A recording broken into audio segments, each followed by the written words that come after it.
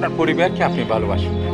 যদি কি আপনি ভালোবাসেন, তাহলে আপনার সন্তানি যে যারা আছে, আপনার পরিজন যারা আছে, তারা খেয়াল রাখবেন।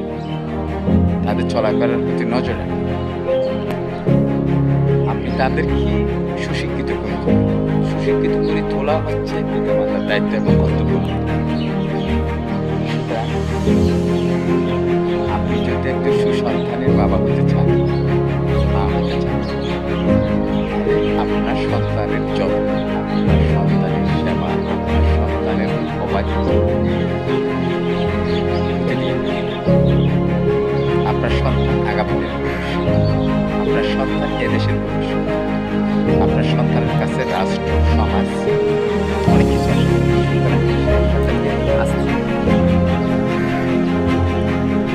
আপনি যদি প্রতিফলন ঘটাতে চান, তাহলে মা বাবার কর্তব্য হয়ে পড়ে আপনার সন্তানের প্রতি নজর দেওয়া, তাদেরকে সুশিক্ষিত এবং একজন মনুষ্যত্ববোধ, মানবতার একজন মানুষ সৃষ্টি করে। সেটা হবে আপনার উত্তম কাজ। ধন্যবাদ সবাই।